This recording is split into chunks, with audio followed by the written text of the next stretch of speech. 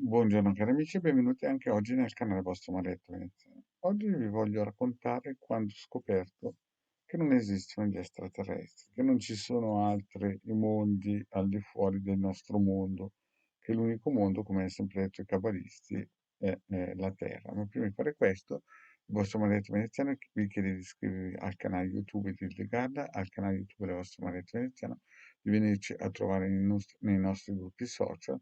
I link sono sotto qui in descrizione e anche nel sito capitano.alterviste.org dove ci sono 20 ebook da scaricare, di cui 4 di chirurgia e gli altri 16 di radionica e radiestesia. Ne hanno già scaricati più di 150.000 e praticamente sono stati donati all'umanità 2 milioni di circuiti radionici quadranti radiestesi. In più il sito capitano.altervista.org ha una sezione dedicata dei servizi a pagamento di Indegana Maledetto. Ma parliamo un po' del giorno in cui il capitano degli Alpini di Torino mi fece capire che in questo mondo, in questo universo, in questo cosmo, chiamatelo poi come volete, ci siamo solo noi. Quel giorno lì mi ricordo che ero giovane e restai veramente deluso perché mio padre adottivo mi aveva parlato degli extraterrestri, poi c'erano queste, come si suol dire, serie televisive degli UFO oppure anno 1999. Io ero tutto gasato, no? Magari incontreremo altri esseri di qua, a destra, a sinistra. E quel giorno lì che mi fece capire che in questa galassia, in questo cosmo, in questo, chiamatelo come volete, universo, ci siamo solo noi. Io rimasi molto deluso. Infatti il capitano degli Alpini di Torino, bisogna ammettere che alcuni periodi della sua vita era depresso. Infatti mi diceva, guarda, l'unico che mi ha dato la voglia di vivere sei tu, perché ero come il Bertoldi, combinavo tutti i colori.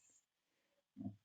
A lui gli era andata via un po' la voglia di vivere, anche perché, come vi ho spiegato, vedeva chi si reincarnava male, vedeva che molti non avevano possibilità se non reincarnarsi male, e vedeva anche la stupidità dell'essere umano. No? Io quel giorno rimasi molto deluso, no? E quando uno arriva a questi livelli, o è un cabalista che sa che poi può entrare nella vita venire, nel mondo venire che è sempre su questa terra, oppure quando capisce che non c'è trippa per gatti, cerca un ponte, per il semplice fatto che vuole scappare da questa situazione. Quindi è chiaro che per diventare un esoterista di un certo livello e qualità ci vuole un pelo sullo stomaco che non differenti, perché finché la gente viene così indottrinata a credere che ci sono gli extraterrestri, c'è una speranza di là, no, il gioco si fa qui. Il gioco è su questo pianeta e noi rimarremo sempre su questo pianeta. Al massimo riusciremo ad arrivare sulla Luna, su Marte, ma poi ritorneremo sempre qua e ci sarà un reset tra 300 anni e quant'altro.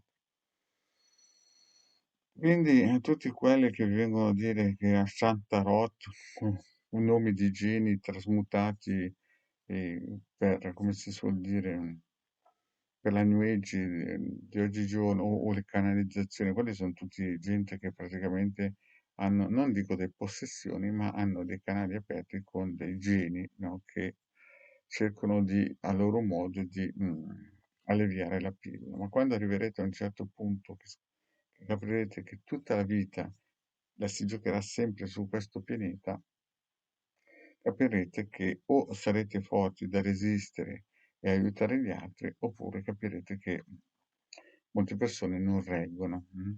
Quindi quando vedete i salti quantici, andremo nei nuovi universi, destra e sinistra, si può andare sì, ma solo in astrale. Si esce dal corpo, si va in astrale di notte, molti lo fanno e non se ne accorgono, molti altri, come ti ho spiegato, in Italia infartano, vanno su nel tunnel di luce, pensano di aver parlato con chissà chi e poi tornano indietro e hanno paura di raccontarlo in giro. Quindi tutte quelle persone che vi vengono a dire che hanno parlato alla canalizzazione con l'extraterrestre di turno sono solamente specchietti per la lodere per alleggerire il peso della scoperta che alla fine la Terra non è piatta e che alla fine l'unico mondo, universo chiamatelo come volete, è qui. Bene cari amici, grazie per avermi ascoltato e alla prossima, ciao.